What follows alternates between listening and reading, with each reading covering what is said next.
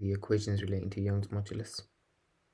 So to start with, these are only calculations, by the way.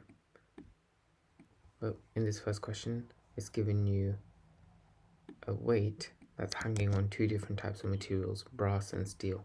And it's giving you information about those two materials. It's giving you the areas of both of them.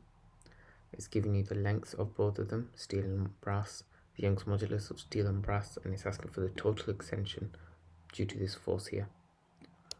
We're going to break this question down and use the idea that the total extension is the extension of the brass plus the extension of the steel. So let's first focus on finding the extension.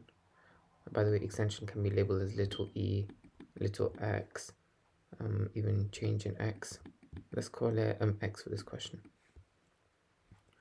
So we know the equation for Young's modulus is stress over strain.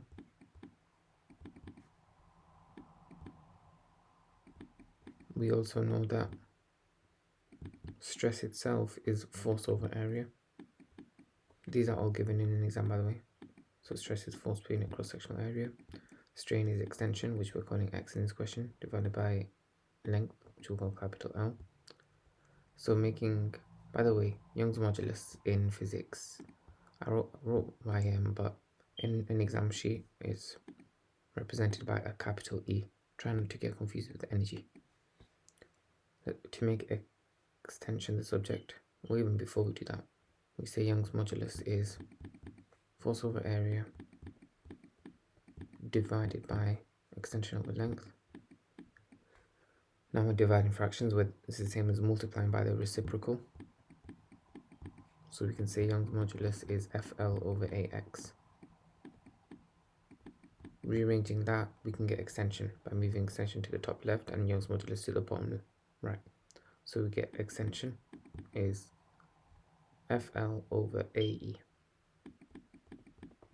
And now we can use this to find the extension of each of these individual materials. So the extension of steel is the force experienced by the steel, which is 80 newtons, multiplied by the length of the steel, which is 0.8, divided by the cross-sectional area of the steel, which is this area here. That's 2.4 times 10 to the power of minus 6, by the way. So it's very small.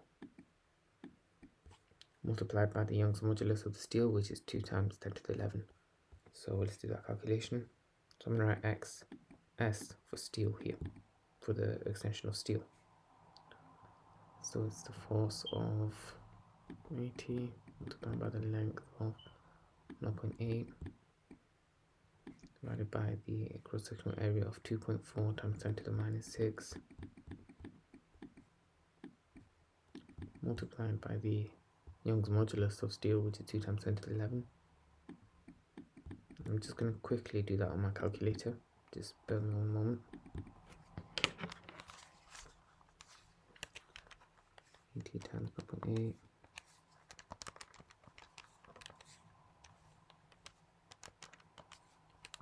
That will give you 1.33 times 10 to the minus 4 meters. Because extension is the change in length, it's measured in meters. We're going to do a similar calculation, but this time for the extension of brass. The force experienced by the brass is also 80 newtons. The length of the brass is 1.4. We're dividing it by the area times Young's modulus. Reminder, capital E means Young's modulus. So area is 2.4 times 10 to the minus 6 also. Whereas the Young's modulus, that's a 6 by the way. The Young's modulus of brass is 1 times 10 to the 11.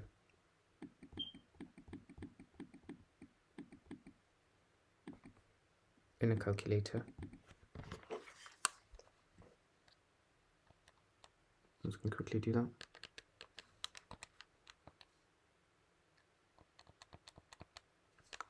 And that gives a value of 4.67 times 10 to the minus 4.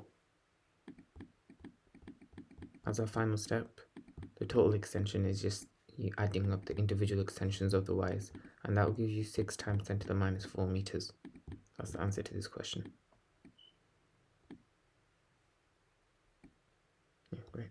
By the way, this here is a 4-mark question, whereas this is a 3-mark question. So let's move on to part 2 of this question now. Okay, so it's asking for the mass of the combination of these two wires. How we're going to find that is we're going to find the individual masses of both of these wires and add them together. It's giving you the density.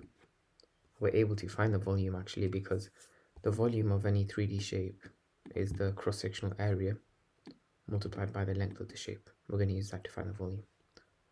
The equation linking density, mass and volume is density equals mass over volume. Make mass a subject, so mass is density times volume. The mass of steel is the density of steel, which is given here as 7.9 times 10 to the power of 3. Sorry, these numbers are very tiny in this question for some reason. This is also a power of 3.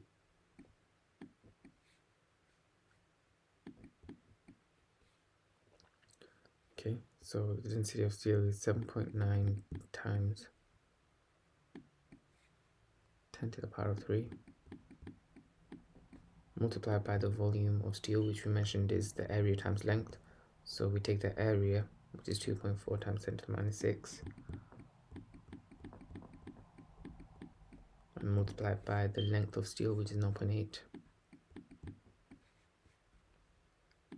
We also find the mass of brass using a similar method.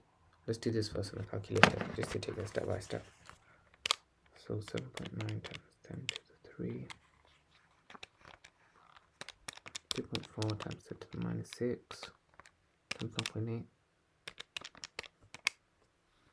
This is 0.015.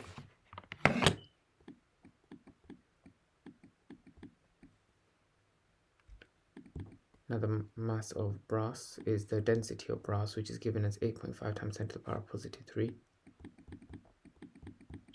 multiplied by the volume of brass. Again, we have to use cross-sectional area times length, which is 2.4 times 10 to the minus 6 for the area, multiplied by the length of brass, which is 1.4. I'll do that quickly.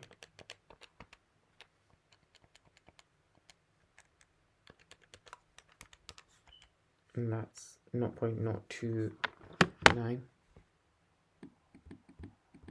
And then when you add these two together, it adds up to 0.044. Or otherwise, which can be written in standard form as 4.4 times 10 to the power of minus 2. So yeah, the combined mass of the wire is 4.4 times 10 to the minus 2. Thanks for watching. Hopefully that helped. And yeah, have a nice rest of your day. Please subscribe.